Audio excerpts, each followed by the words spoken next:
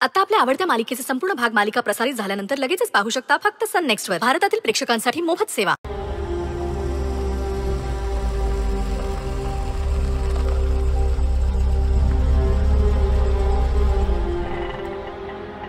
Madam कुठे जायचंय? हो मॅडम कुठे जायचंय?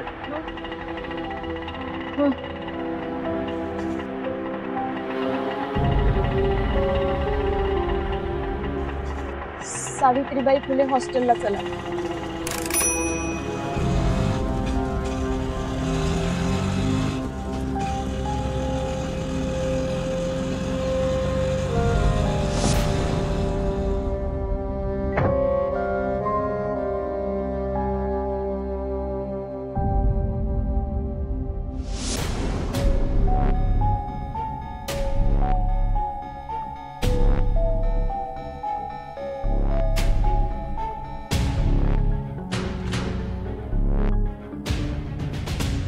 डॅड, मला जर फ्री हँड द्यायचा नव्हता तर ही फॅक्टरी मला का चालवायला दिलीत? एक्झॅक्टली.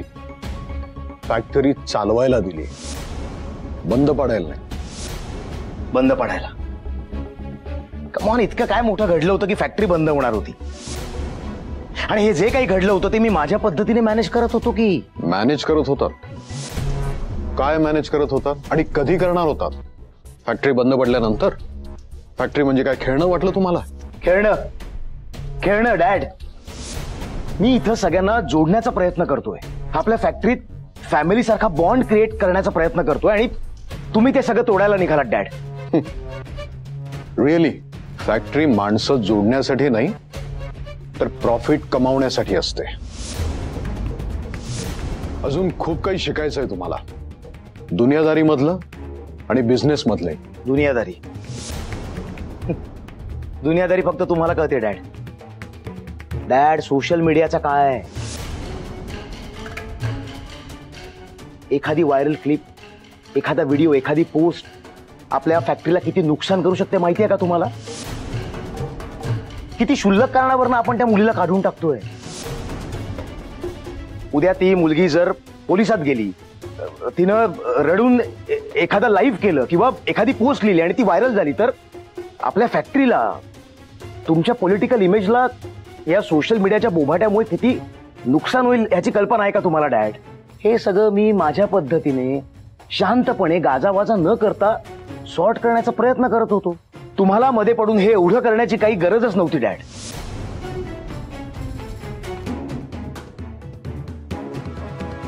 कसं आहे ना सुजितराव, बाप आहे मी तुमचा. मला कळत नाही असं वाटतंय का? तुमचा फॅक्टरीपेक्षा त्या मुलीत जास्त इंटरेस्ट आहे. मी त्या अँगलने नव्हतो विचार करत डॅड. मी फक्त फॅक्टरीचा आणि तुमचा विचार करत होतो.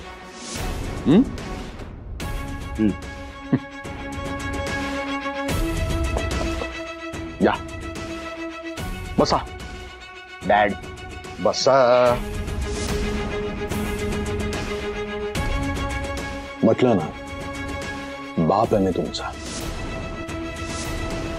बोलू दिलं नाही इतका वेळ, तेव्हा आता तोंड बंद करून फक्त कान उघडे ठेवून मी काय सांगतो हे शांतपणे ऐकायचं. हे कोर्ट केसेस, हे सोशल मीडिया, व्हायरल व्हिडिओ वगैरे ह्या सगळ्या गोष्टी मला नाही शिकवायच्या. सगळं कोळून प्यालोय मी. केस करणाऱ्या, बोभाटा करणाऱ्या मुली कोण असतात, काय असतात हे मला चांगलं माहिती आहे.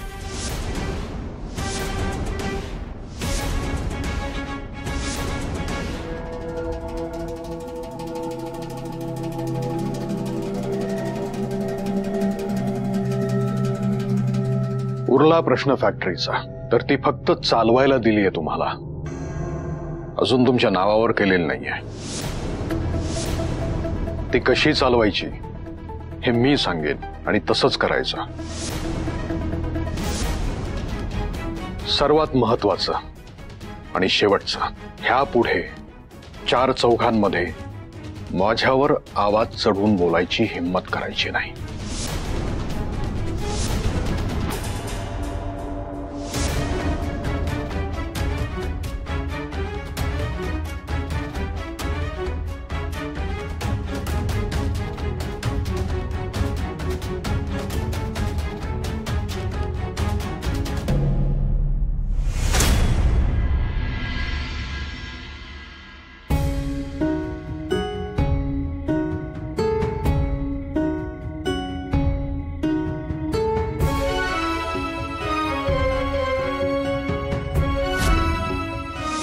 स्वानंदी स्वानंदी स्वानंदी स्वानंदी स्वानंदी स्वानंदी तुला नोकरीवरून काढून टाकलं,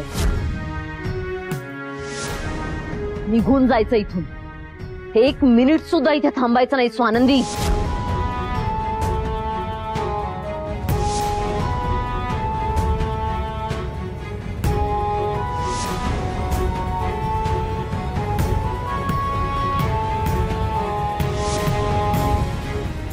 स्वानंदी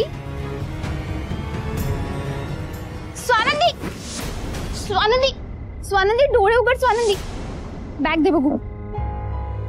स्वानंदी स्वानंदी स्वानंदी उठ उठ उचल उचल उचल.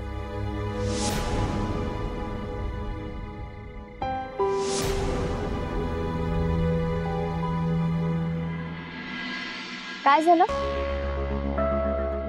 तुम्हाला माहितीये का आपल्या स्वानंदी मॅडमनी त्यांच्या फॅक्टरीत काय कांड केलंय ते? आपल्याला किती साधी भोळी आणि सज्जन वाटते ना ग, पण तिने असं काहीतरी केलंय ना फॅक्टरीत ज्याची तुम्ही कल्पनाही करू शकणार नाही. काय असं काय केलंय तिने? काय केलंय? खूप मोठं कांड केलंय मॅडमनी. खाली मुंडी आणि पाताळ झुंडी कुठली.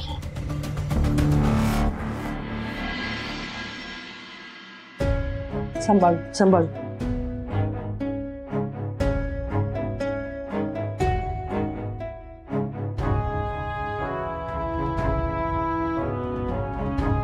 स्वानंदी स्वानंदी काय होतंय?